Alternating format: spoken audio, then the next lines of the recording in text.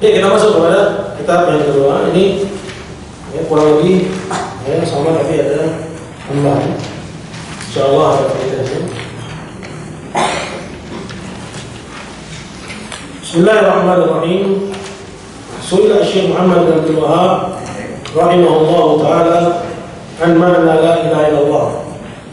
Syekh Muhammad bin Abdul Wahhab ditanya tentang makna la ilaha illallah, fa'ajab, lalu beliau menjawab,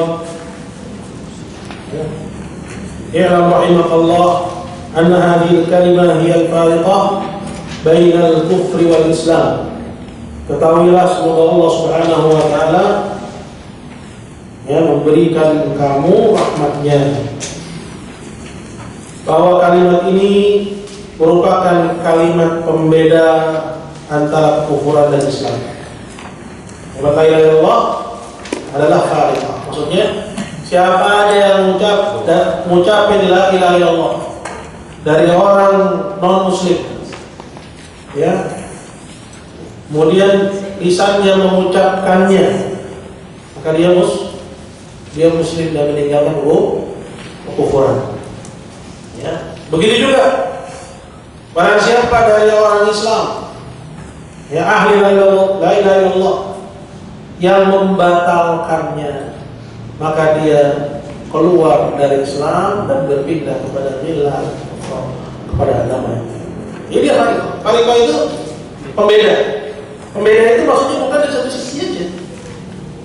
Kalau muslim ucapin kalima, udah sampai situ, enggak. Jadi juga sebaliknya. Orang Islam yang melakukan pembatalnya, maka dia meninggalkan la ilaha illallah, pindah kepada milah yang lainnya. Ya, pada agama yang lainnya.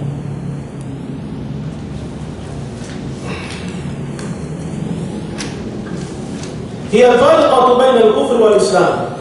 Kalimat la ilaha illallah ini itu merupakan kalimat pembeda antara kekufuran dan Islam. Wa hiya kalimatut taqwa. Dia merupakan kalimat takwa. Yang disebut sebagai kalimat takwa. Ya, takwa itu artinya wiqayah, pelindung. Artinya orang yang mengucapkannya itu melindungi dirinya dari siksa Allah yang abadi. Ya. Karena ahli la ilaha illallah sekali pun masuk ke dalam neraka, dia lam yakhruj fiha, dia tidak kekal di dalamnya. Tapi kalau dia menyempurnakannya, bahkan tidak dijilat sama sekali oleh apinya. Jadi dia kalimat takwa. Ya, orang yang mengucapkannya itu kalau dia tidak membatalkannya, terlindungi dari kekekalan di neraka jahanam. Kalau dia menyempurnakannya, dia selamat dari jilatannya bahkan. Itu makna takwa. Takwa artinya apa? Pelindung. Wa ya'lamu wuthqa, dan dia merupakan ya buhul tali yang paling kuat. Ya. Seperti yang Allah Taala firman dalam ayat ke-256 dari surat Al-Baqarah. Allah berfirman, "Man yakfur bit-taghut wa yu'min billah." Barang siapa yang kufur kepada taghut itu la ilah. Kufur kepada taghut itu la ilah ya. Yang beribadah itu. Ya. Wa yu'min billah, dan beriman kepada Allah itu illallahnya. Di para ulama ketika menafsirkan la ilaha illallah dia bawakan ayat ini. Ya. Jadi arti la ilaha illallah harus kufur kepada taghut. Ya. Gitu loh. Dan beriman kepada Allah. Barang siapa yang berpegang dengan ini, faqad istamsak, berarti dia telah berpegang bil urwatil wuthqa, dengan tali yang paling kuat. Ya. Wa allati ja'ala Ibrahim alaihissalam baqiyatan fi aqibih, dan dialah kalimat yang dijadikan oleh Ibrahim tetap tinggal pada keturunannya. Maksudnya setelah zaman Ibrahim, ya, nggak ada satu masa pun di mana ya semua orang kafir semua. Melainkan di situ ada yang masih berpegang dengan la ilaha illallah. Ya. Artinya nggak pernah satu masa pun di mana dunia ini semuanya isinya orang kafir semua, kosong dari orang berpegang dengan la ilaha illallah. Jadi dia tetap tinggal pada itu. Ada yang tetap berpegang dengan la ilaha illallah. fi aqibihi la'allahum yarji'un, agar mereka kapan mau kembali, ya mereka bisa kembali. Karena masih ada orang yang berpegang dengan kalimat la ilaha illallah. Ini yang Allah Azza wa Jalla firmankan, ya, di dalam Al-Qur'an Al-Karim. Ada, ya,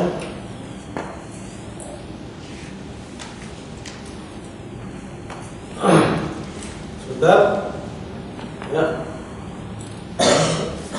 firman-Nya wa ja'alaha kalimatan baqiyatan fi aqibihi la'allahum yarji'un. Ya.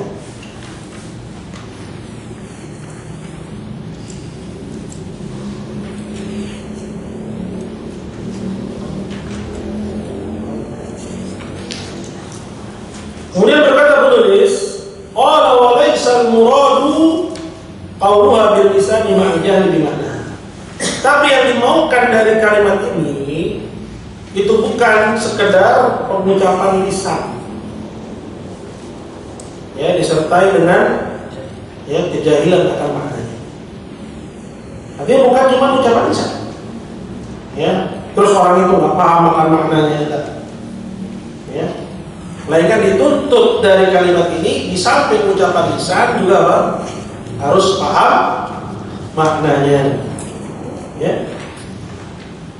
Fa'inal munafiqin, dari apa? Karena orang-orang munafik, yaitu orang-orang yang, ya, di zaman Nabi menampakkan Islam menyembunyikan kuburan. Ya, yaquluna, dulu mereka juga mengucapkan la ilaha illallah. Ya, wa tahtal kuffar. Tapi nasibnya lebih jelek dari orang kafir. Ya. Fid-darkil asfali minan nar, di lembah yang paling dalam dari neraka. Artinya, kalau yang dimaukan cuma mengucapkannya saja, tentu orang munafik selamat. Karena orang munafik gak selamat, ya, dan mereka mengucapkannya, berarti yang dituntut dari Allah bukan sekedar pengucapan. Itu satu perkara.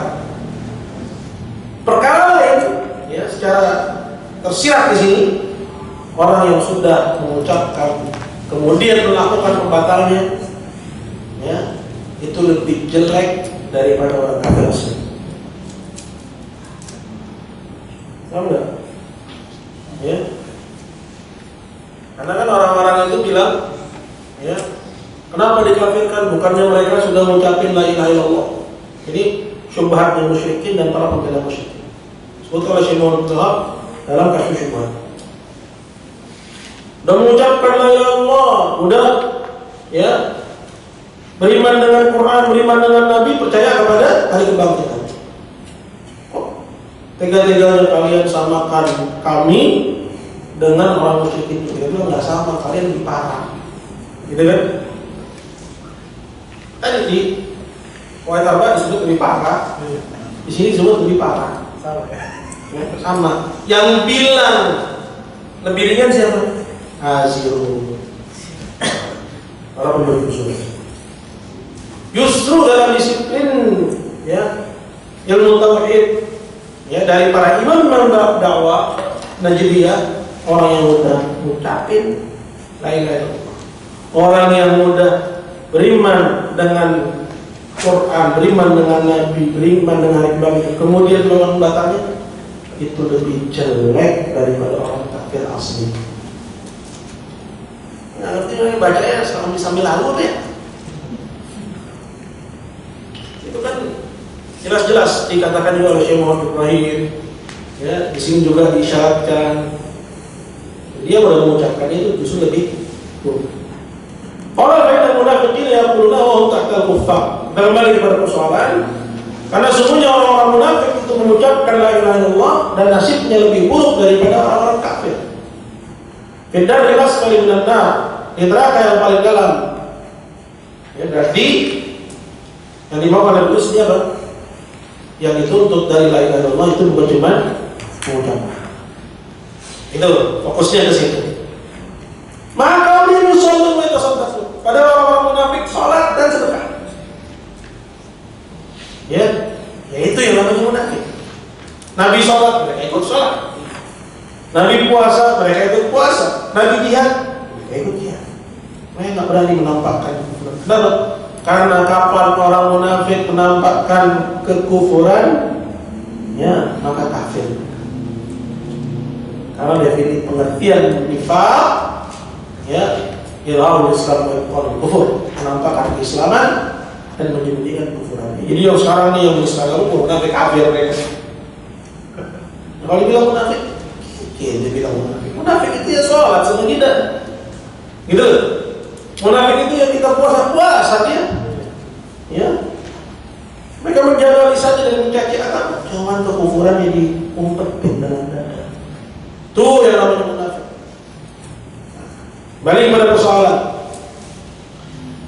Orang-orang munafik di zaman Nabi SAW, ya, sholat, mereka sedekah, ya. Tapi mereka nasibnya lebih jelek daripada orang kafir di lembah yang paling dalam dari neraka. Ya. Padahal mereka mengucapin la ilaha illallah, padahal mereka sholat, padahal mereka puasa mengerjakan syiar-syiar Islam yang zahir. Ya. Coba kita lihat pada kondisi kita. Berapa banyak orang yang mengaku muslim, sholat dia tinggalin, datang Ramadan tak mau puasa, ya, zina siang dan malam, kemudian dia pepet pergi ke dukun, terus lo bilang muslim gitu.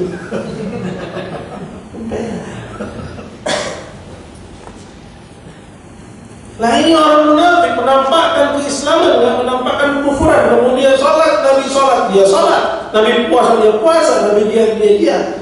Gimana kufuran gimana? Nasibnya lebih buruk. Enggak ada jalan.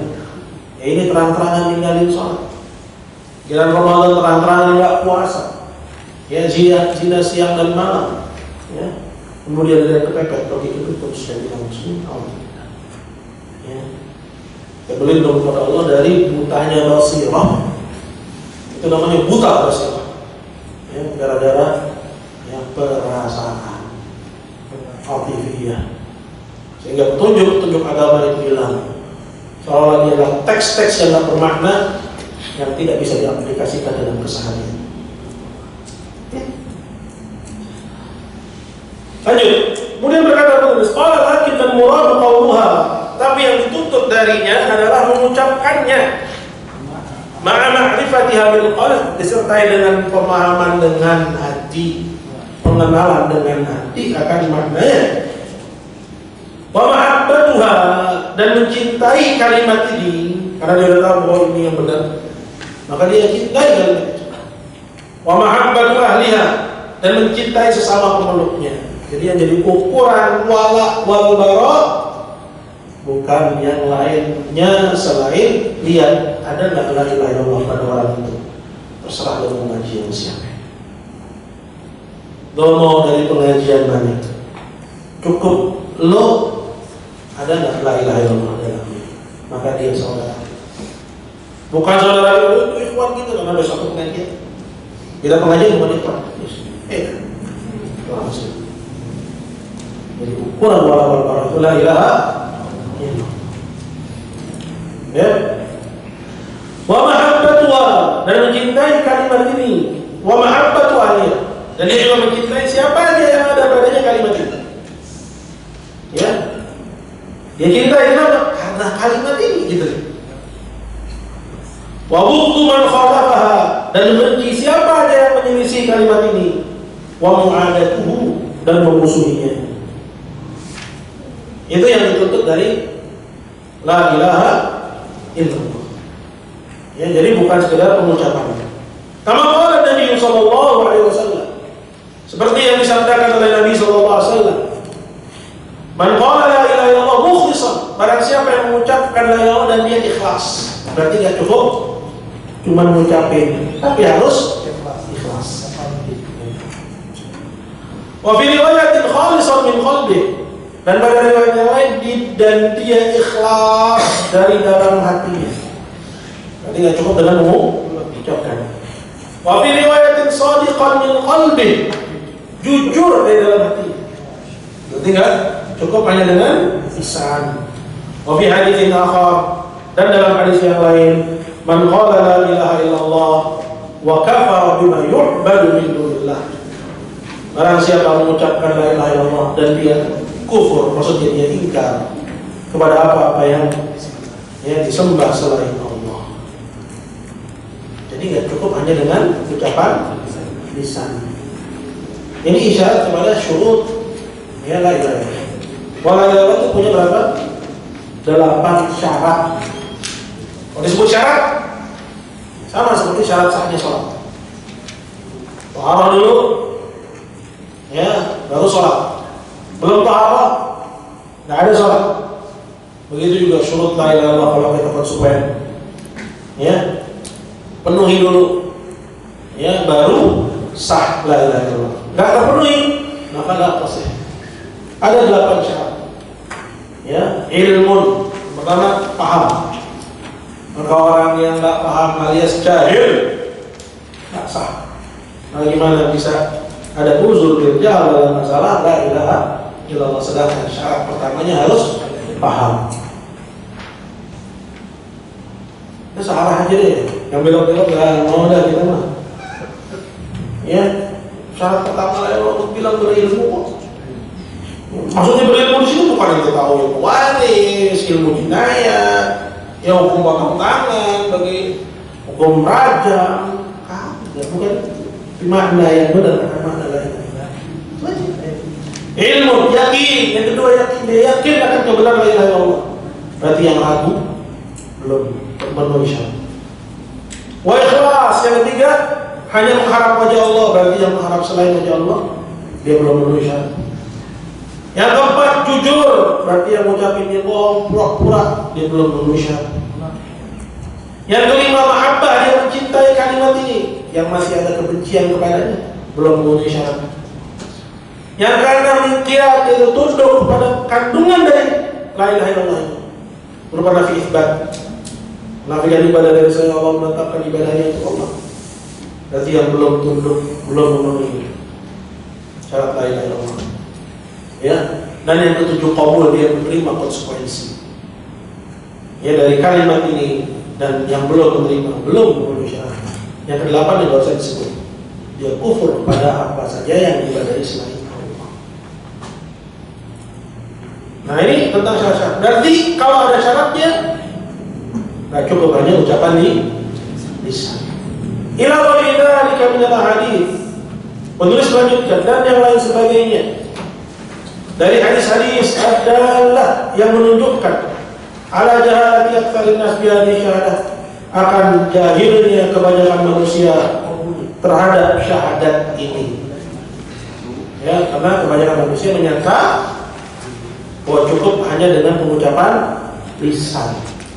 Padahal hadisnya banyak menerangkan syarat-syarat la ilaha illallah. Kemudian berkata penulis, fa'lam, maka ketahuilah anna hadhil kalimata nafyun wa itsbat, bahwa kalimat ini itu ada dua rukun, menafikan dan menetapkan. Menafikan ibadah dari selain Allah dan menetapkannya hanya untuk Allah. Nafiyul ilahiyah, menafikan ilahiyah. Apa sih ilahiyah? Hak ibadah itu. Amma siwallah, dari apa saja selain Allah Ta'ala, minal mursalin, baik para rasul nggak pernah ibadahi, hatta Muhammad sekalipun rasul itu Muhammad. Dinafikan ibadah dari para rasul sekalipun dia Muhammad. Wa minal malaikat, dan dinafikan juga dari para malaikat. Malaikat nggak pernah ibadahi, kata Jibril, sekalipun penghulunya malaikat yaitu Jibril. Fadlan an ghairihima, apalagi selain keduanya. Tapi kalau yang topnya aja nggak berhak ibadahi, apalagi selain itu. Dari wali, orang soleh, apalagi orang soleh, lawannya soleh. Minal anbiya was shalihin, dari para nabi selain Nabi Muhammad, was shalihin, dan orang-orang soleh. Mereka nggak berhak menerima ibadah. Itu nabi yang menafikan ibadah. Adapun isbat, qala wa isbatuha lillahi azza wa jalla, dan menetapkan ibadah itu, hak di ibadah itu hanya untuk Allah azza wa jalla. Ya, la ilaha illallah itu nafi dan itsbat. Idza fahimta dzalik, kalau kamu sudah paham itu, lalu fata'ammal, maka perhatikanlah al-uluhiyah. Uluhiyah itu hak diibadahi tadi. Allati athbataha Allah Ta'ala li nafsihi, yang telah Allah tetapkan itu untuk dirinya. Wa nafaha an Muhammad wa Jibril wa ghairihima, dan dia nafikan dari Muhammad, Jibril dan selain keduanya, an yakuna lahu minna mithqala habatin min khardal, dari bisa memilikinya walau sekecil biji sawi. Perhatikanlah uluhiyah itu. Hak ibadah yang Allah tetapkan buat dirinya dan dia nafikan dari selainnya, untuk dimiliki oleh siapapun, sekalipun Muhammad atau Jibril, walau sebesar biji sawi. Perhatikanlah uluhiyah. Fa'lam anna hadhihi uluhiyah, ketahuilah bahwa uluhiyah inilah allati tusamil ammah, yang disebut oleh orang-orang awam di zaman kami dengan sir dan wilayah. Ya, dengan sir dan wilayah. Apa itu sir dan wilayah? Itu ya keyakinan orang awam terhadap orang-orang soleh, bahwa orang soleh itu bisa menyampaikan hajat mereka kepada Allah. Ya. Sini sebutkan ay annahum yaqinun, bahwasanya mereka meyakini annal awliya lahum haq fil ibadah, bahwasanya para wali itu punya hak untuk diibadahi, bisa bagi anna fihim sirrun wa wilayah, karena mereka meyakini para wali itu punya sir dan wilayah. Fa yataqarrabu ilaih bi anwa' ibadah, di situ mereka mendekatkan diri mereka kepada para wali itu dengan beragam macam ibadah. Wa yusbihuna bidzalik alihatan lahum, sehingga jadilah wali-wali itu sebagai ilah-ilah bagi mereka. Li'anna al-ilah huwal wali alladhi fi sir, karena ilah itu adalah wali yang diyakini punya sir tadi. Wal ammah, sedangkan orang awam yusammunahu al-awliya wal faqir, menamakannya dengan sebutan wali atau fakir, ya, dan seterusnya. Nah, uluhiyah ini, ya, itulah yang dinamakan oleh orang awam di zaman Syekh dengan sebutan sir wa wilayah. Di situ mereka meyakini wali-walinya itu berhak diibadahi karena punya sir dan wilayah. Maksudnya apa? Karena mereka dianggap punya kemampuan menyampaikan hajat orang yang menyembahnya kepada Allah. Kemudian berkata penulis, wal ilah, sedangkan ilah maknahu, ilah itu artinya, ya, al-waliyul ladzi fi sir, adalah wali, ya, yang punya sir itu, kemampuan itu, ya, yang dianggap bisa menyampaikan hajat kepada Allah. Ya, wa huwa alladhi yusammuna wal faqih wasyekh. Ya. Nah, wali yang dianggap punya kemampuan itu di sebagian tempat disebut dengan sebutan al-faqih atau disebut dengan syekh. Wa tusamil amma, dan orang-orang awam juga menyebutnya dengan sebutan sayyid. Wa asbahah. Namanya bisa beragam. Itu loh. Seperti misalnya para wali, ya, zaman kita, atau kuburan-kuburan yang diibadahi di zaman kita, itu kan namanya beda. Yang dibilang wali, ada yang dibilang kuburan ajengan, ada yang dibilang kuburan orang soleh, ada yang dibilang kuburan keramat. Pokoknya sama, diperlakukan sama. Mereka menganggap ini semua punya sir dan wilayah, bisa menyampaikan hajat kami kepada Allah. Ini punya sir dan wilayah, ya, sebagai perantara. Kemudian beliau menerangkan lagi, wadhalika annahum yadhunnun, yang demikian itu bahwasanya mereka itu menyangka annallaha ja'ala li khawasil khalqi indahu manzilah, bahwasanya Allah telah mengambil hamba dan memberikan untuknya suatu kedudukan tersendiri. Ya Allah yahtajiul insan ilaihi. Di situ Allah ridha kalau manusia ya dikit-dikit selalu datang kepada, mengembalikan urusannya kepada. Kalau ditimpa musibah yang diingat dia. Kalau dapat kesenangan, nah dia sedekah ke yang gaji. Ini ibadah. Ini sangkaan mereka. Ya, mereka menyangka bahwa Allah mengambil hamba pilihan yang diberikan kedudukan yang khusus dan Allah ridha kalau manusia ibadah kepadanya. Ya.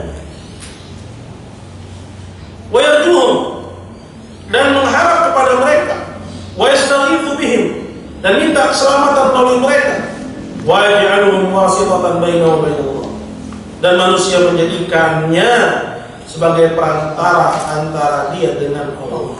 Ini sangkaannya. Ya, ini hanya sangkaan saja.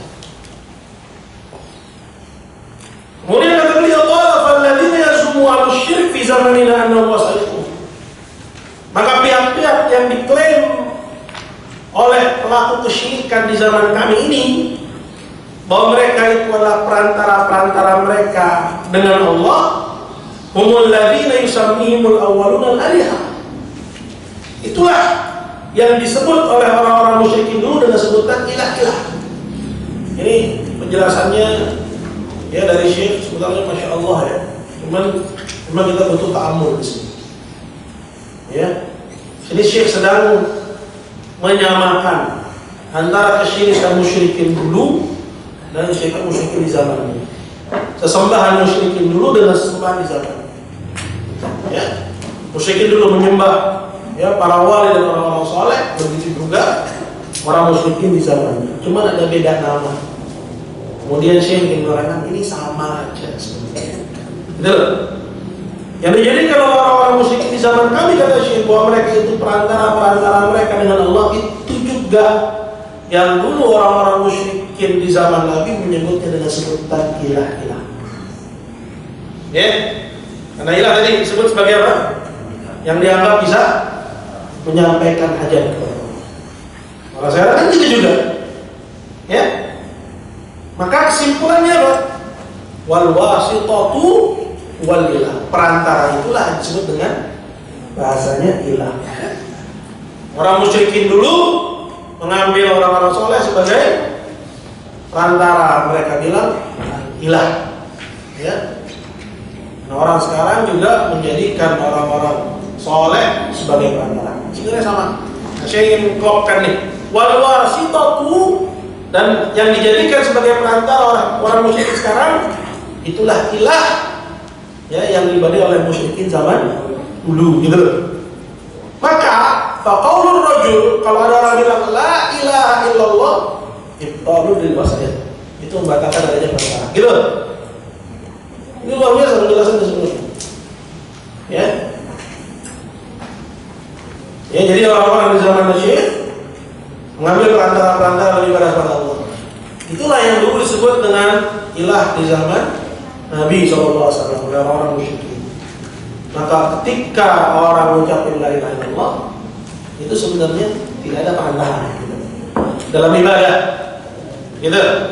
Tidak ada yang berani ibadah dengan alasan ini perantara gitu. Karena wasitatu ya ilah. Wasitah itulah ilah. Nah, ketika orang bilang la ilaha illallah, itu ibtalun dia wasai, membatalkan adanya perantara dalam ibadah kepada Allah. Lanjut. Wa idza aradta an ta'rifa hadha ma'rifatan tammatan. Dan jikalau kamu ingin mengenali persoalan ini secara sempurna, padahal kami apain, yaitu dengan dua ya poin. Al-awwal, yang pertama, antara anna al-kuffar alladziina qatalahum Rasulullah, yaitu kamu mengenali bahwasanya orang-orang kafir yang dulu diperangi oleh Rasulullah, wa qatalahum, dan dibunuh oleh beliau, wa abaha amwalahum, dan dihalalkan hartanya, wastahalla nisa'ahum, dan juga wanita-wanitanya dijadikan tawanan dan budak. Ya. dihalalkan. Ya. Maksudnya dirahkan? Ya dijadikan sabaya, ya sebagai apa? Sebagai ya tawanan, ya jadikan budak. Ya, ini bukan sebagai istri, ya, sebagai budak. Itu orang-orang kafir. Kamu muqirrin. Ini kembali kepada kaidah pertama dalam poin al-Qur'an. Dulu mereka sudah meyakini lillahi subhanahu bi tauhidir rububiyah, dengan tauhid rububiyah bagi Allah.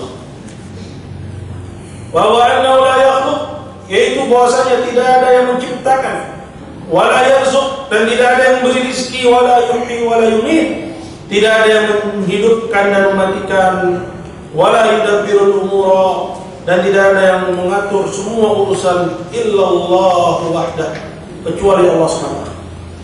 Ini pengertian tauhid rububiyah, bahwa mereka sudah meyakini itu. Ya, kama qala ta'ala, seperti yang Allah Ta'ala firmankan ya dalam surat Yunus ayat 31 yang sudah berlalu kita baca di qawaid arba. Qul may yarzuqukum minas samaa'i wal ardh, katakanlah wahai Muhammad, siapakah yang memberi rezeki kepada kalian dari langit dan bumi? Amma yamlikus sam'a wal absar, dan siapakah yang menguasai pendengaran dan penglihatan? Wa may yukhrijul hayya minal mayyit, dan siapakah yang mengeluarkan yang hidup dari yang mati? Wa yukhrijul mayyita minal hayy, dan mengeluarkan yang mati dari yang hidup. Wa may yudabbirul amra, dan siapakah yang mengurus semua urusan? Tanyakan itu kepada mereka wahai Muhammad. Fasayaquluna Allah, pasti orang musyrik itu akan menjawab Allah. Intinya ini poin yang pertama, bahwa musyrikin dulu sudah menawidkan Allah dalam persoalan rububiyah. Lanjut. Wa hadhihi mas'alatun 'azimatun jalilatun muhimmah, dan ini adalah persoalan yang agung, ya, sakral dan sangat penting sekali. Wa ya ta'rif, yaitu kamu mengetahui annal kuffar alladziina qatalahum Rasulullah, bahwasanya orang-orang kafir yang dulu diperangi Rasulullah, syahiduna bi hadza kullih, sudah bersaksi dengan ini semua rububiyah, wa muqirruna bih, dan meyakininya.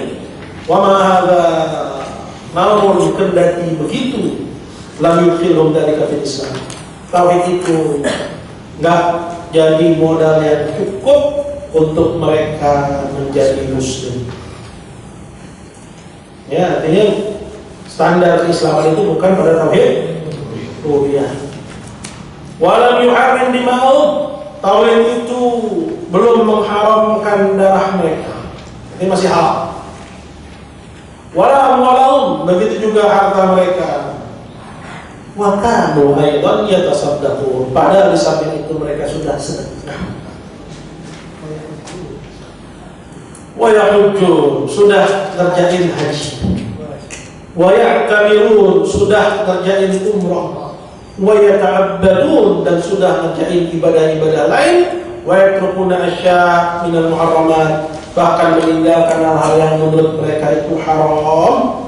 Kenapa? Khaufan minallah, karena takut kepada Allah SWT. Tapi tetap nasikah.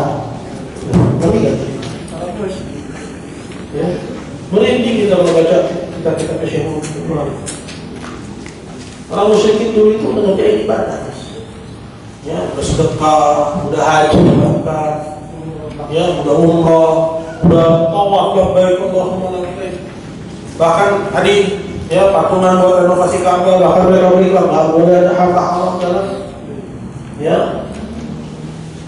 yang ya mereka sumbangkan dan seterusnya. Ya, artinya orang musyrikun bersaksi dengan rububiyah dan udah kenal Allah, udah ngerjain ibadah kepada Allah. Tapi karena modalnya cuma rububiyah belum muslim.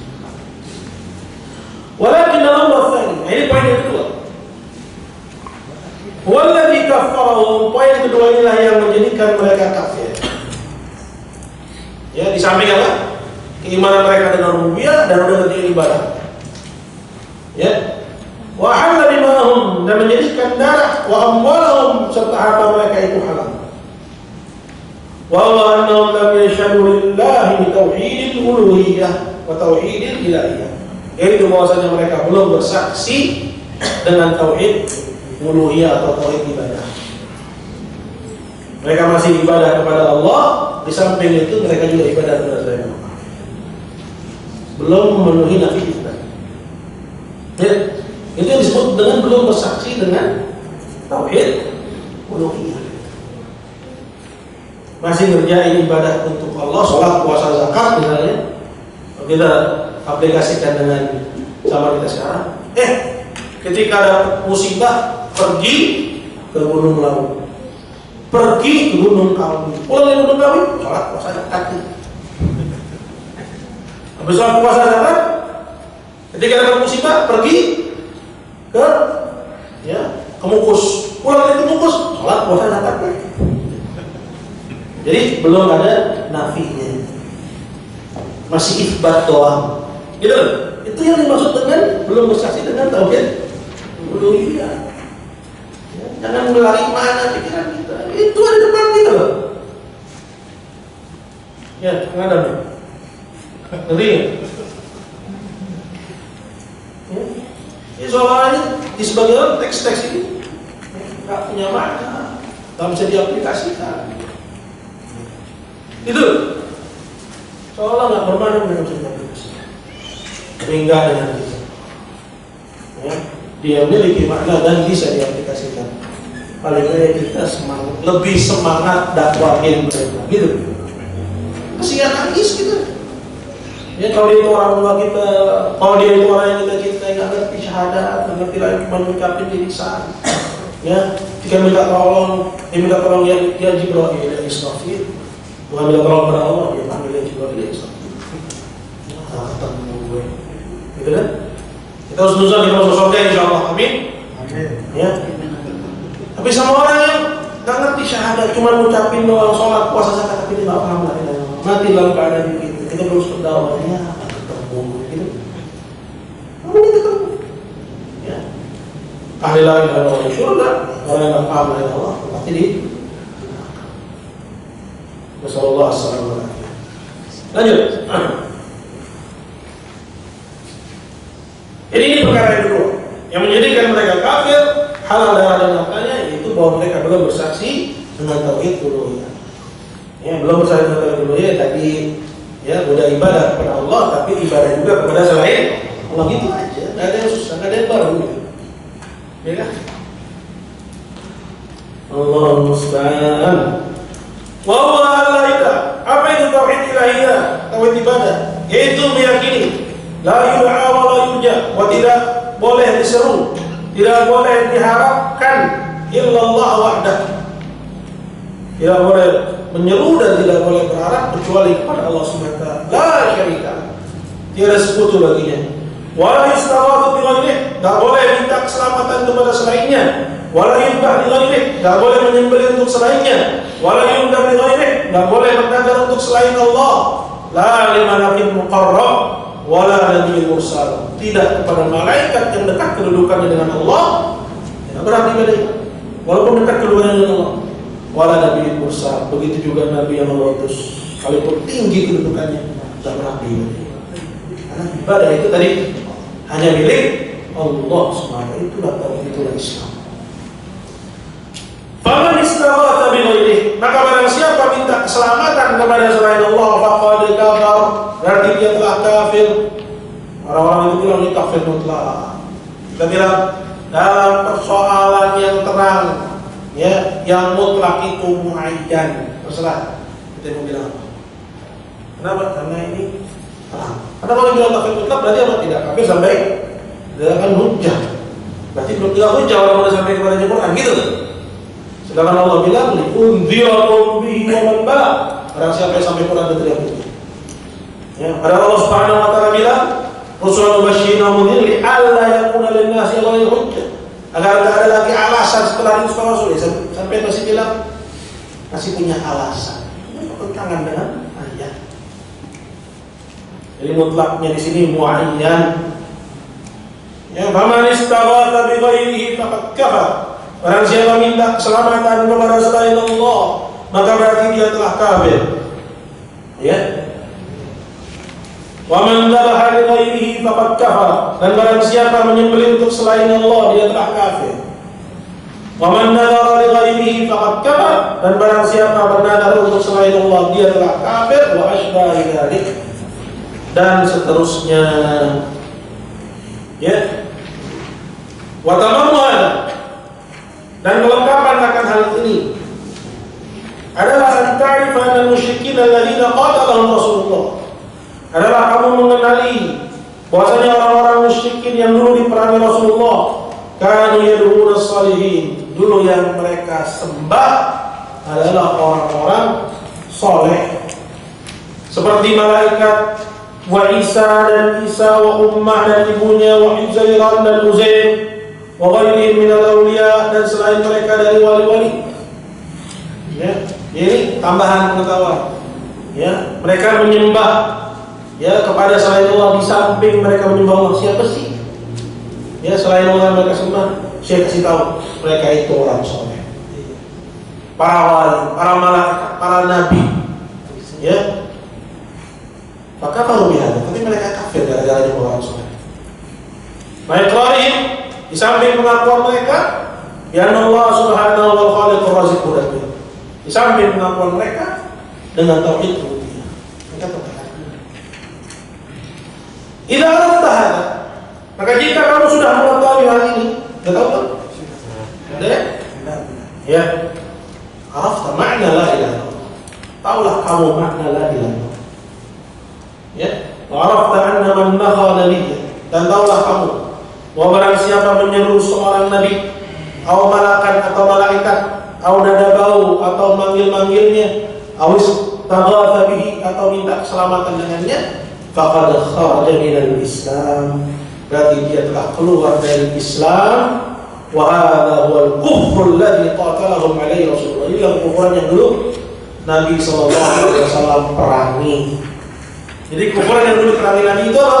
Peribadatan kepada selain Allah. Bisa di samping Allah, bisa Allah nggak diibadahi sama sekali. Gitu loh. Bisa alasannya tawassul atau minta langsung, atau ibadah langsung, ya tanpa alasan tawassul. Pokoknya peribadatan kepada selain Allah. Bisa orang soleh yang ibadati atau selain orang soleh. Gitu. Ya, semua peribadatan kepada selain Allah. Lanjut. Fa'in qala qa'il. Sekarang ada syubhat. Kalau ada orang musyrik bilang, nahnu na'rifu anna Allah wal khaliq. Ini tadi saya isyaratkan ini. Kami tahu bahwa hanya Allah pencipta, Ar-Raziq, pemberi rezeki, Al-Mudabbir, yang mengatur. Lakin haula as-salihun muqarrabun. Tapi orang-orang saleh itu ya adalah hamba-hamba yang didekatkan kedudukannya dengan Allah. Wa nahnu nad'u. Sini kami menyeru mereka. Wa nadhurrahum, memberikan nazar kepada mereka. Wa nadkhul alaihim, maksudnya nataqarrab, mendekatkan diri kepada mereka. Wa nastaghith bihim, minta keselamatan oleh mereka. Wa nuridu bidzalika wajha wa syara. Kami enggak minta sama mereka. Kami cuma ingin apa? Kedudukan mereka itu. Ya, agar mereka ya mendekatkan diri kami kepada Allah wa syafa'ah, dan agar mereka menjadi perantara antara kami dengan Allah. Saya bilang kami minta sama mereka, kami enggak minta sama mereka. Ya, kami tahu pencipta milik pengatur hanya Allah, dan orang soleh ini ya hamba yang punya kedekatan dengan Allah. Kami cuma beribadah kepada Allah melalui mereka. Gitu. Wa ila nahnu nafham. Di samping itu kami pun sudah paham. Allah huwal khaliqur raziq mudabbir. Bahwasanya Allah dialah pencipta, pemberi rezeki dan pengatur satu-satunya. Dia nyangka bahwa orang masuk Islam dengan tauhid rububiyah. Ya. Dan dia menyangka bahwa perbuatan dia ya menjadikan orang soleh sebagai perantara dalam ibadah kepada Allah itu nggak mempengaruhi ya keislamannya. Ya. Nah, ya kalau ada orang bilang gini, maka gimana jawabnya? Kata Syekh, fakul, bilang aja. Kalau muka ada madhab Abu Jahal, ucapanmu ini madhab yang Abu Jahal dan para pengikutnya. Artinya ente belum keluar ya kepada akidah Muhammad dan meninggalkan akidah musyrik. Cuma ente menyangka bahwa itu akidah Muhammad. Nah, sekarang persoalannya orang yang salah sangka, ya, dalam mencari jalan hidayah, sehingga dia nggak dapat ajaran Muhammad, tapi malah dapat ajaran musyrikin. Apakah sangkaan yang salah itu uzur? Kalau uzur, maka orang musyrikin dulu dikasih uzur, bukan saya. Nah, karena orang musyrikin dulu yang salah, ya, mencari jalan kebenaran, ya, sehingga akhirnya melakukan kesyirikan, mereka kafir. Begitu juga orang sekarang, ya, yang keliru dalam mendeteksi ajaran Muhammad, sehingga yang didapat malah ajaran musyrikin. Ya, lanjut. Fa'innahum yad'una Isa wa Uzaira. Sesungguhnya orang-orang musyrikin pertama dulu, mereka itu menyeru Isa, Uzair, wal malaikat, wal awliya, para malaikat dan wali-wali. Yuriduna bidzalik, yang mereka inginkan dengan itu, kama qala ta'ala, seperti yang Allah Ta'ala ceritakan dalam surat Az-Zumar ayat 3 dan surat Yunus ayat 18. Itu pengen mendekatkan diri kepada Allah dan pengen menjadikan selain Allah itu sebagai perantara. Artinya, kalau ada orang bilang begitu, ya, begitu juga dulu orang musyrikin di zaman Nabi, gitu loh. Makanya dibilang tadi, ucapanmu ini adalah mazhabnya Abu Jahal dan Sufyan, gitu. Yang bisa dibaca lagi ayatnya, ya. Lanjut. Fa idza ta'ammalta hadza ta'ammulan jadidan. Maka jika kamu perhatikan persoalan ini dengan sangat dalam, wa arafta anna al-kuffar, dan kalian pun tahu bahwasanya orang-orang kafir itu yashhaduna lillahi tauhid rububiyyah, sudah bersaksi kepada Allah dengan tauhid rububiyyah, wa huwa tafarrudu bil khalqi wa rizq wa tadbir, yaitu bahwasanya Allah semata yang menciptakan dan memberi rezeki dan mengatur. Wa hum yanhauna Isa, di samping itu mereka juga menyeru Isa, wal malaikat, dan para malaikat, wal awliya, dan para wali. Yaqsuduna annahum yuqarribuhum ila Allah zulfa. Tujuan mereka adalah bahwa malaikat wali itu mendekatkan diri mereka kepada Allah dengan sedekat-dekatnya. Ini surat Az-Zumar ayat 3. Wa yashfa'una lahum minna, dan tujuan mereka adalah agar malaikat dan wali itu bisa menjadi perantara, memberi syafaat untuk mereka di sisi Allah. Wa arafta anna minal kuffar, ditambah lagi kata Syekh, bahwa di antara orang kafir itu, kata kafir itu kan global, ya, masuk di situ khususan di sahabat itu, orang Kristen. Ini semua aslinya ahli la ilaha illallah, kalau antum tahu. Orang Yahudi aslinya ahli la ilaha illallah, orang Kristen aslinya ahli la ilaha illallah. Orang musyrikin Mekah, ketika mereka bilang, ya, inna wajadna aba'ana ala ummah, kami dapati bapak moyang kami di atas satu ajaran, wa inna ala athari muqtadin, kami cuma mau ikut ajaran bapak moyang kami aja lah Muhammad. Bapak moyangnya orang-orang musyrikin Mekah siapa? Siapa yang bawa mereka ke, ya, lembah Mekah itu? Ismail. Jadi ketika mereka bilang bapak moyang kami itu nabi, beda sama kalau orang sekarang bilang bapak moyang kami. Orang sekarang dia ngomong bapak moyang kami, itu yang bangun Borobudur. Ya. Paham, ya? Jadi kalau orang yang mengaku bapak moyang, mengikuti ajaran bapak moyang dan bapak moyangnya Nabi, terus salah jalan, tetap kafir. Gimana lagi dengan orang yang bapak moyangnya yang bangun orang Hindu, Buddha, para animisme. Nasallallahu alaihi wasallam. Lanjut.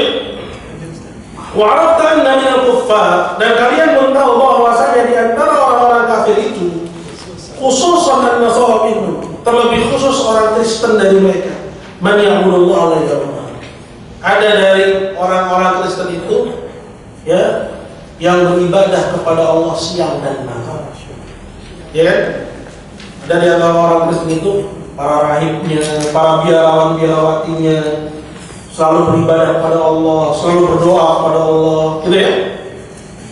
Beribadah kepada Allah siang dan malam. Wa yazhad di dunia, zuhud terhadap dunia, pakaian itu aja.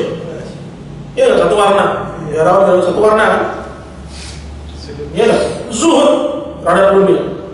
wa yatasaddaqu bima dakhala alaihi minna, dan mengeluarkan sedekah dari harta yang mereka punya, mereka sedekah. Mu'tazilan fi sawma'atin 'anil nas, menyendiri, mengukilkan diri di bilik-bilik ibadah, menghindar dari manusia. Ya, itu orang Kristen ada kayak gitu ya. Ya, wa huwa ma'ahadza kafir.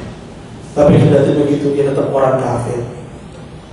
Beriman, ya, dia beribadah kepada Allah, zuhud, menyedekahkan, kemudian mengisolir diri. Tapi kendati begitu dia kafir, aduun lillah, musuh Allah. Ya, mukhalladan binnar, kalau dia mati kekal di neraka jahanam. Bisa dari i'tiqadihi fi Isa, karena keyakinannya tentang Isa. Ya, al-ghairihi minal awliya, atau selain dari Isa, dari para wali-wali. Jaduh, ya, orang-orang tersebut itu menyerunya, ya, awiyah ba'da, atau menyembelih untuknya, awiyah durlah, atau bernazar untuknya. Tabayyana, jelaslah olehmu saat ini kaifa sifatul Islamil ladzi da'a ilaihi nabiyyu Muhammad sallallahu alaihi wasallam. Seperti apa sifat Islam yang dulu diseru oleh Nabi Muhammad sallallahu alaihi wasallam? Ya. Kalau orang udah ibadah kepada Allah, ya, dia masih kafir. Disebabkan karena apa? Keyakinan yang salah. Orang Kristen ada keyakinan yang salah terhadap Isa. Ya, meyakini bahwa Isa Allah, Isa anak Tuhan. Orang Kristen mengangkat Isa ke derajat anak Tuhan. Orang Islam mengangkat selain Allah ke derajat ilah. Ya. Tabayyana, maka jelaslah olehmu kaifa sifatul Islam alladzi da'a ilaihi nabiyyuka Muhammad. Seperti apa sifat Islam yang dulu disuruh oleh Nabi Muhammad SAW. Wa tabayyana lak, dan jelas pula olehmu anna katsiran minan nas bi mahzal, bahwasanya banyak orang itu, ya, Islam di satu lembah, dia ada di lembah yang lain. Wa tabayyana lak, dan jelaslah juga olehmu makna qauli sallallahu alaihi wasallam, maksud dari sabda Nabi sallallahu alaihi wasallam, badal Islam ghariban, Islam muncul di atas asing, wa sayaudu ghariban kama bada, dan dia akan kembali di atas asing. Ya, maksudnya yaitu tauhid yang benar. Ya, tauhid yang benar itu asing, dan lebih asing lagi orang yang mengamalkan.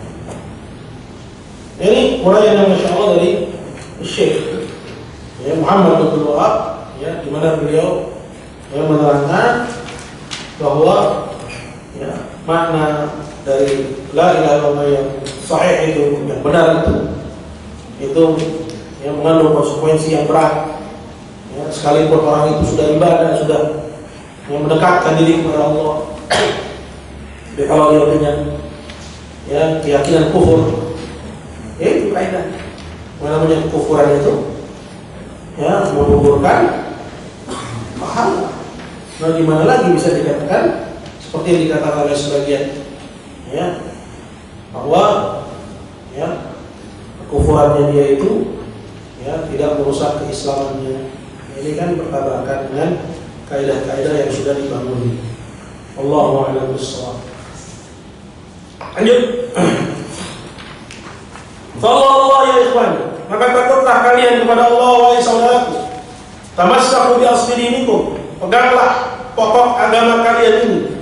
Wa awwalihi wa akhirihi, awal dan akhirnya, wa ussuhu wa rasuhu, pangkal dan fondasinya, yaitu syahadatu an la ilaha illallah. Ya, pegang. Ya, syahadat la ilaha illallah. Ya, amin dengan benar, ya, dan gigit dengan gigi geram kalian. Wa'rifu ma'na, kenalilah maknanya. Wa'hibbuha, cintailah dia. Wa'hibbu ahlaha, dan cintai juga sesama pemeluknya. Waj'aluhum ikhwanakum, jadikan mereka itu saudara kalian walau kanu ba'idin, walaupun mereka jauh. Waqfuru bit-taghut tawaghit, dan ingkarilah para taghut itu. Ya, standarnya, ya, pengingkaran hati, ya, untuk seorang, ya, kufur kepada taghut, ya, dia harus kufur kepada semua yang diibadahi selain Allah. Wa'aduhum, dan musmilah mereka itu, wa'aduhum, dan mencilah kalian kepadanya. Tidak benar orang yang sekarang bilang saya nggak punya musuh. Saya nggak punya musuh. Padahal Allah bilang, inna syaitana lakum aduwwan fattakhidhu aduwwan. Sebenarnya syaitan itu adalah musuh kalian, jadikanlah mereka sebagai musuh. Orang kafir musuh Allah, kalian juga harus musuhinya. Ya, orang sekarang itu karena toleransi yang kebablasan. Wa tuhidu man ahabbahum, dan mencilah kalian kepada yang mencintai mereka. Jadi yang mencintai mereka, kalian juga harus mencinya. Aujada atau membela mereka.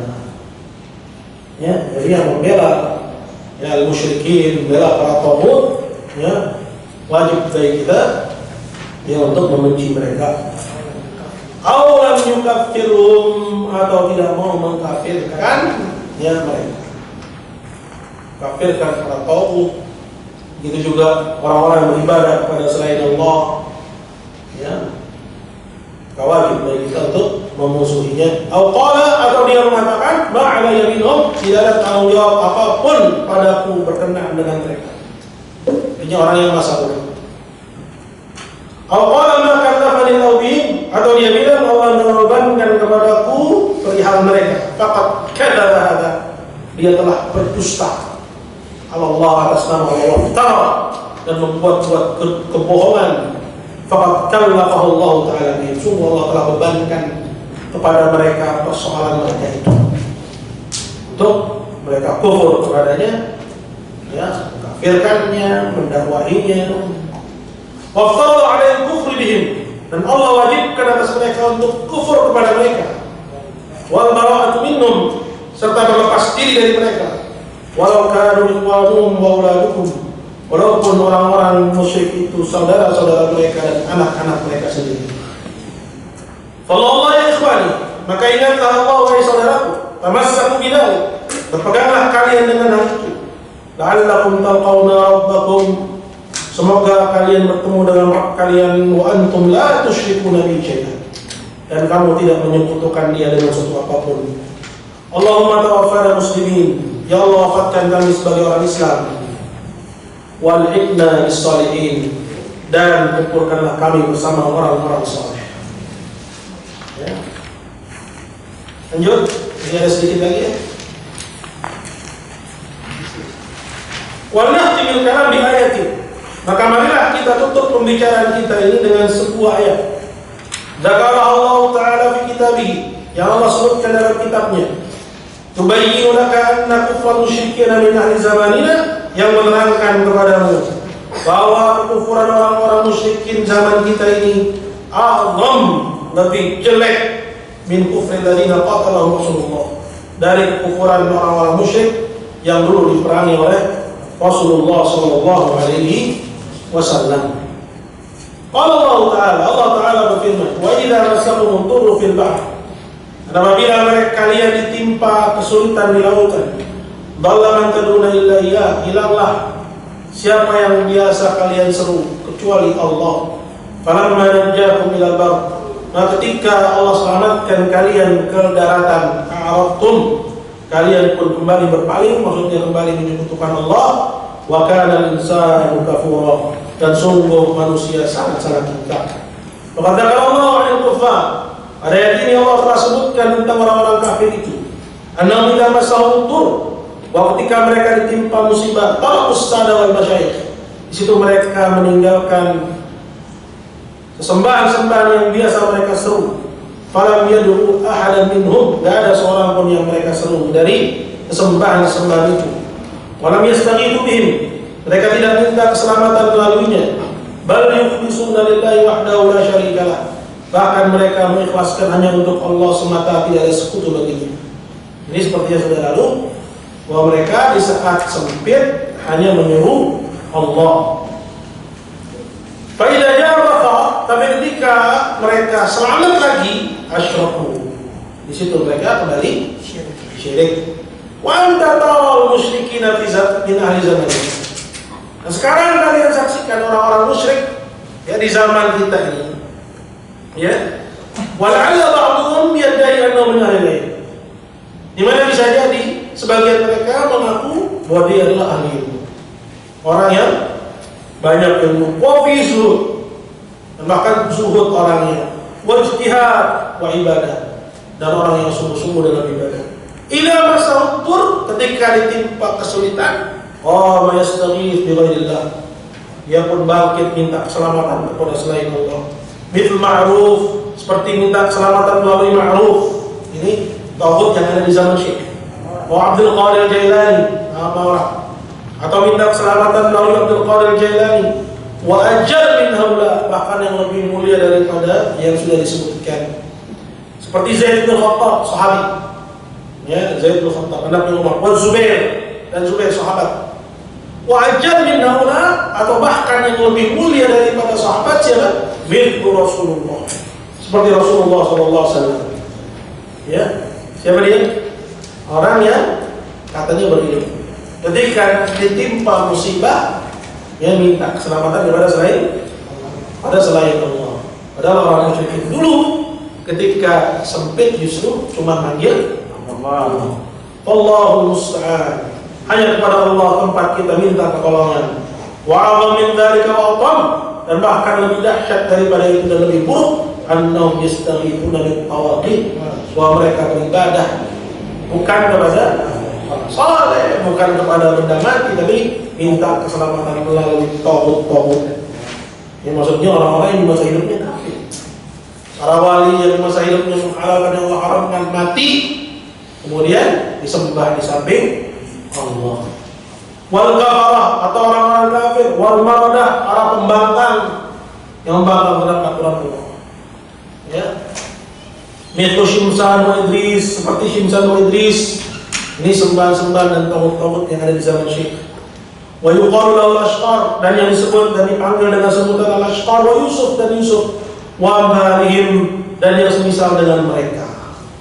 Ya, kalau di kita nyembah Nyiro Kidul, nyembah Pangeran Samudro, ya, selamat itu kembok.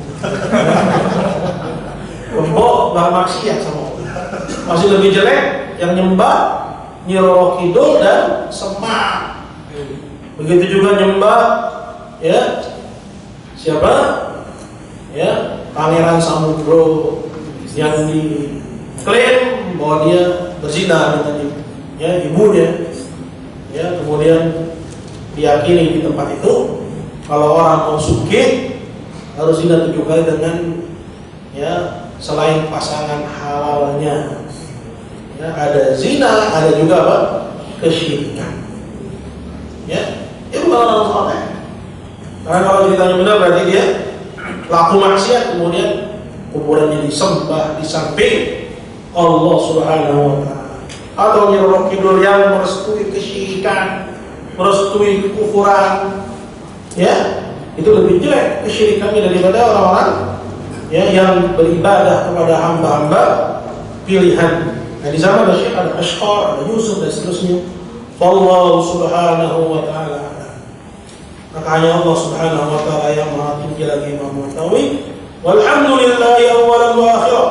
Segala puji bagi Allah yang pertama dan terakhir. Sallallahu wasallam, salawat dan salam ala nabiyina Muhammad, semoga tercurah kepada Nabi kita Muhammad, wa ala alihi wa sahbihi ajma'in, dan juga kepada keluarga dan para sahabatnya sekalian. Amin.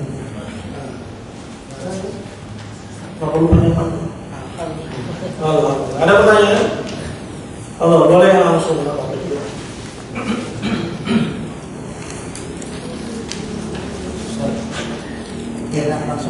Boleh, boleh Pak. Ustaz, ini bagaimana supaya timbul rasa takut yang benar kepada Allah Subhanahu wa taala? Ini pertanyaan bagus. Ya, jadi rasa takut kepada Allah itu, ya, berkaitan erat dengan pengenalan kita kepada Allah. Ya, semakin kuat pengenalan kita kepada Allah, semakin kuat rasa harap kita, rasa cinta kita, rasa takut kita kepada Allah Subhanahu wa taala. Berkurangnya juga semua. Sekarang gimana cara menumbuhkan ma'rifat kita kepada Allah? Pengenalan kita kepada Allah. Allah kenalkan dirinya kepada kita melalui dua ayat. Yang pertama ayat kauniyah, yaitu yang Allah ciptakan di dalam semesta. Ya, besarnya ciptaan Allah menunjukkan akan besarnya sang pencipta. Itu Allah gunakan penglihatan, telinga dan hati ya yang Allah berikan kepada semua kita sebagai indera untuk ya sampai kepada hidayah itu. Kemudian ayat yang kedua yaitu yang dikenal dengan ayat sam'iyah, yaitu Al-Quran. Kalau perkenalkan dirinya dengan Al-Quran, maka baca Quran dan pahami maknanya. Ya, baca hadis dan pahami maknanya. Hadis banyak Ustaz, mulai dari mana? Mulai dari ya misalnya ya Arba'in Nawawiyah. Ya, kan ada tuh jemaahnya. Begitu juga masuk kepada Riyadhus Shalihin. Insyaallah cukup untuk standar kita sebagai orang. Ya. Kemudian kalau udah timbul rasa takut, maka ya kualitas ibadah yang kita kerjakan insyaallah itu lebih dia berkualitas dibandingkan orang yang mengerjakan ibadah dengan rasa takut yang kurang daripada itu. Nah, itulah dengan itulah ya keimanan itu dipompa naik. Ya, gitu. Semakin berkurang ma'rifah itu juga iman itu ya mengikutinya. Ya. Baik, lagi. Halo. Tadi yang saya dengan masalah tawasul tadi, ini bisa dijelaskan dengan hubungannya tadi dengan kita menyerahkan ibadah kita kepada selain Allah. Jadi tawasul itu ada yang disyariatkan, ada yang bid'ah dan ada yang syirik. Ya. Tawasul yang disyariatkan tawasul seperti dengan nama yang musnah, tawasul dengan amalan soleh, tawasul dengan doa orang soleh. Ya. Tawasul yang bid'ah itu seperti ya tawasul ya dengan jah, dengan kedudukan, dengan zat ya Nabi SAW. Ya, seperti orang yang berdoa kepada Allah di samping kuburan orang tua. Adapun tawasul yang syirik yaitu memberikan ibadah kepada selain Allah dengan alasan tawasul. Ya, seperti yang tadi dijelaskan. Dia ibadah kepada orang soleh. Ditanya kenapa kamu ibadah kepada bukan syirik? Ini kan cuma perantara, saya cuma tawasul. Gitu. Ini tawasul yang syirik. Ya, jadi kita tinggalkan dua. Ya, tawasul yang beda dan tawasul yang syirik. Kemudian amalkan yang satu, tawasul yang disyariatkan. Ya, karena itu sebab dikabulkannya doa. Ya, dan juga masuk dalam pengertian tawasul, yaitu tawasul mendekatkan diri kepada Allah dengan syariatnya Muhammad SAW. Itu masuk pengertian tawasul juga. Allahu a'lam. Baik lagi. Oh ya, ini masih ada banyak hadiah. Ini itu 2, 3, 4. Oh, satu aja. Oh gitu ya? Oh ya, Pak. Ini Pak. Silakan, boleh ambil. Coba aja yang lainnya dikasih. Itu bagi dia Pak. Padahal itu. Ini sini. Antum, ada Pak sini. Nanya aja kasih hadiah Ustaz ya? Iya. Apalagi ditanya bisa jawab ya harusnya. Iya. Ada pertanyaan lagi? Kita tunggu. Dapat hadiahnya. Betul. Ini yang kajian tafsir kalimat tauhid ya insyaallah ya oleh ya walaupun kita cuma baca ya hanya sedikit penjelasan insyaallah. Biar kejar lah habis enak. Kalau gantung tuh gak enak. Tapi lagi nggak? Yang kita tanya?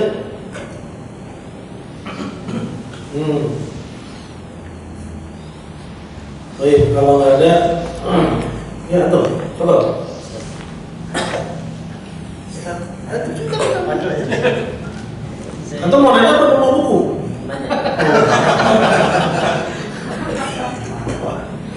Berkenaan dengan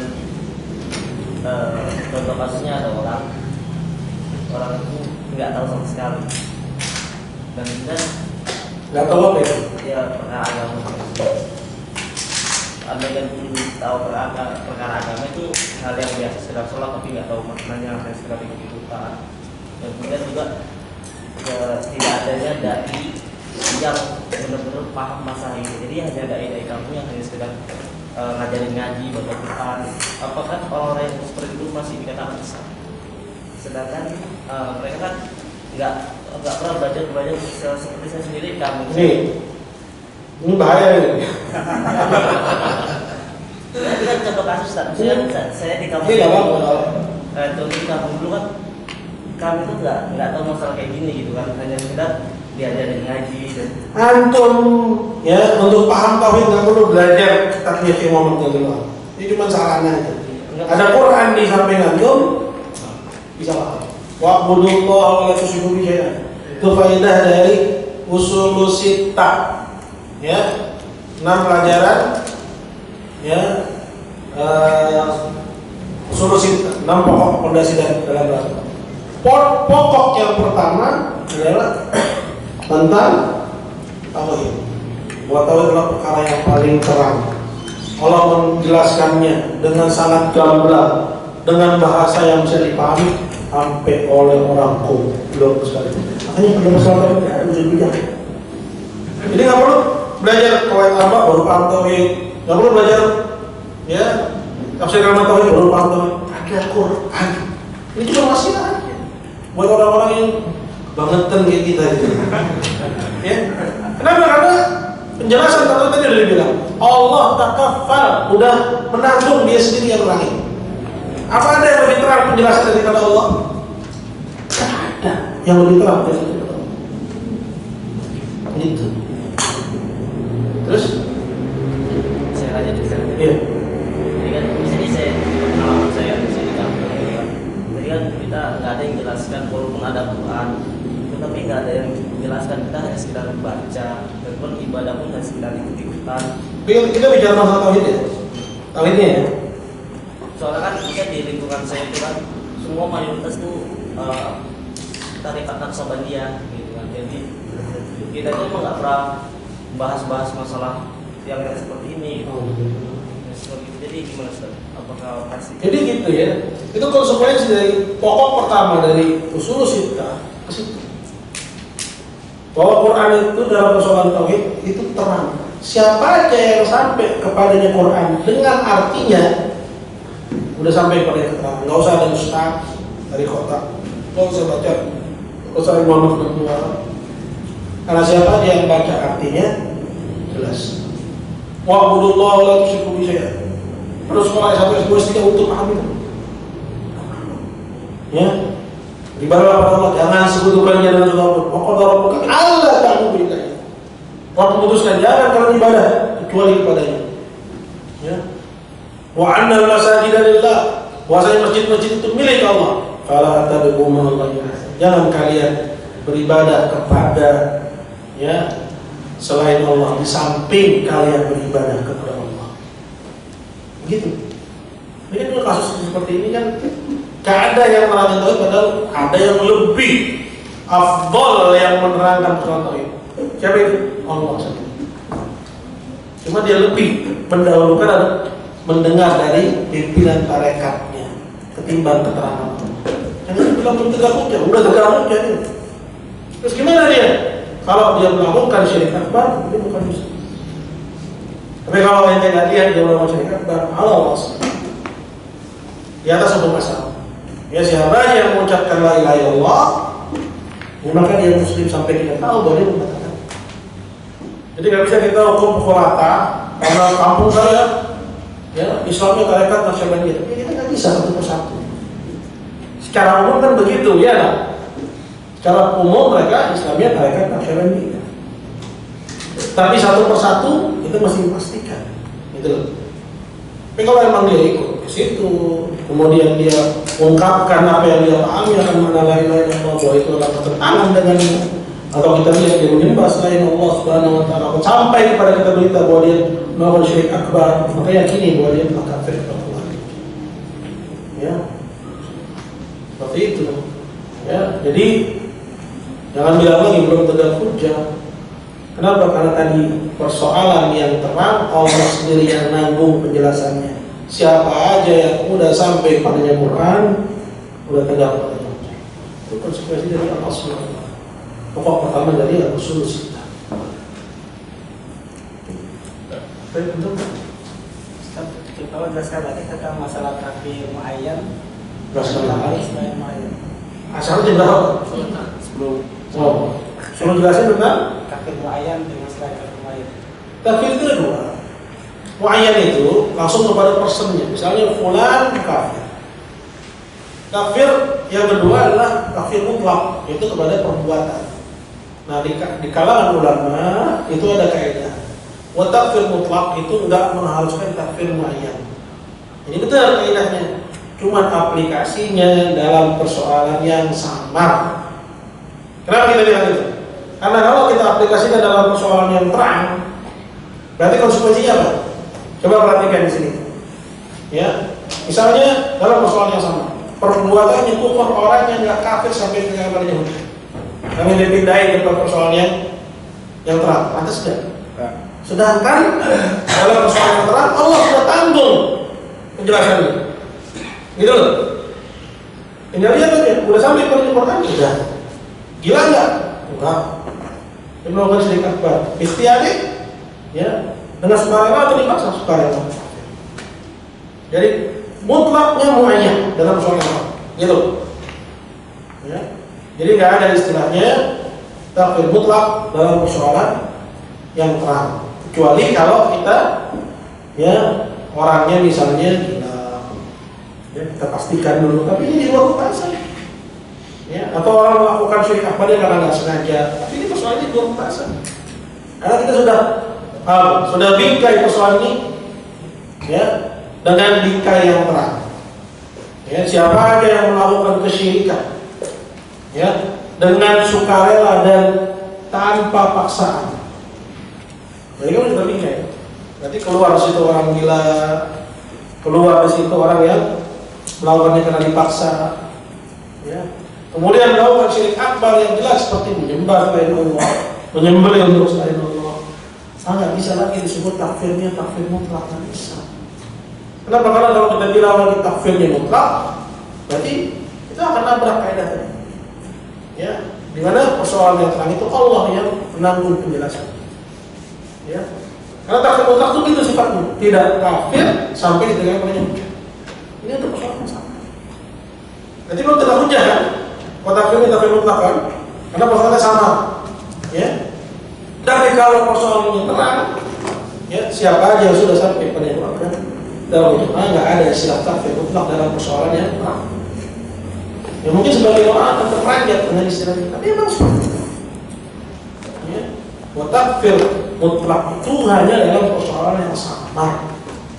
Ya, tapi kita bingkai ini konteksnya syirik akbar yang terang, orang itu melakukannya dengan sukarela dan tanpa paksaan. Jadi jangan lagi bilang, wah ada kok yang melakukannya buktinya orang yang gila. Itu mah nggak dibahas dalam persoalan ini. Gitu loh. Jangan lagi di situ. Itu udah keluar kalau orang gila. Orang yang dipaksa apa itu udah di luar pembahasan. Tahu nggak? Ini kadang orang jahat gitu kan, dilaporin sama masyarakat. Akhirnya kita bilang macam-macam. Padahal di laporan itu kita sudah bingkai. Itu udah di luar pembahasan. Gitu. Jadi takfir mutlak itu hanya dalam persoalan yang sama. Takfir mutlak itu apa? Itu takfir dengan perbuatan yang kufur. Orang yang belum tentu kafir sampai ditegakkan padanya hujjah. Ada sih kalau kita taruh ini persoalan yang terang, apa terus kenapa? Karena ini orang yang sudah sampai pernyataan. Gitu loh. Karena persoalan yang terang, siapa aja yang sudah sampai pada Quran, berarti sudah sampai padanya hujjah. Karena persoalan Allah sendiri yang tanggung keterangan dan penjelasannya. Wallahu a'lam bishawab. Kalau dia banyak banget dalam buku ini. Kalau dia melakukannya bil jahli gimana Ustaz? Kan kafir mutlak itu kan setelah tegakkannya hujah. Ya, hujah belum tegak, dia melakukan kekufuran tapi ma'al jahli. Karena jahil. Ada kejahilan dalam persoalan itu. Kalau udah sampai kepadanya Quran, berarti sudah sampai kepadanya keterangan dari Allah. Kalau dia bilang jahil, Ya, itu namanya cuma klaim, ngaku-ngaku jahil. Ya, kecuali kalau dia itu orang gila. Kita udah keluarkan pembahasan orang gila kan? Orangnya gila bukan? Bukan. Ya, dipaksa bukan? Bukan. Berarti orang yang melakukan syirik akbar dengan sengaja tanpa paksaan kan? Sukarela ya. Sukarela. Udah sampai kepada Quran? Udah. Bahkan udah ngerjain sholat, ngerjain puasa, ngerjain zakat, udah. Kufur lebih jelek daripada musyrikin dulu. Gitu. Kalau dia bilang saya jahil, bukan jahil, itu namanya berpaling. Namanya berpaling. Jadi orang yang sampai kepada Quran, udah ngerjain sebagian syiar-syiar agama, melakukan syirik akbar dalam disiplin para imam dakwah, nasibnya lebih jelek daripada orang kafir. Kekufuran lebih jelek daripada orang kafir yang belum bersentuhan dengan Islam sama sekali. Itu. Ya itu saya jelaskan dalam kasus syubhat, sebagai keterangan tentang masalah itu. Saya mungkin dari perkataan Syekh Muhammad bin Ibrahim Al-Syekh. Ya. Kalau ada syubhat, ya di luar majelis aja. Takut habis waktunya. Udah baik. Baik, ini masih ada 3, simpan aja dia buat kajian dan apa. Ya itu belum dapat ya. Ini apa? Salah satu ini.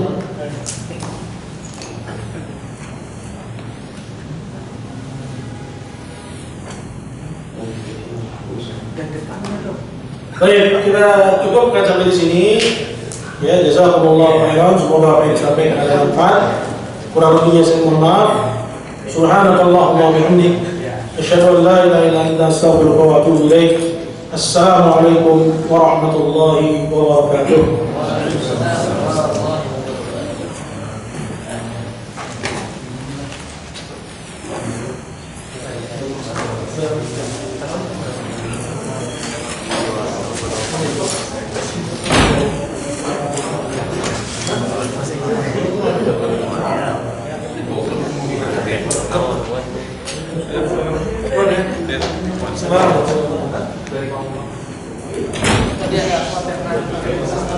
Iya, kasih. Siap.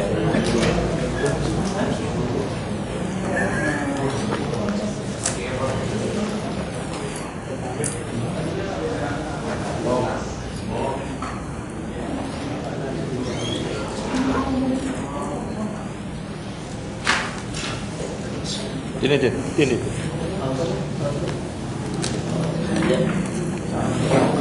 Ya.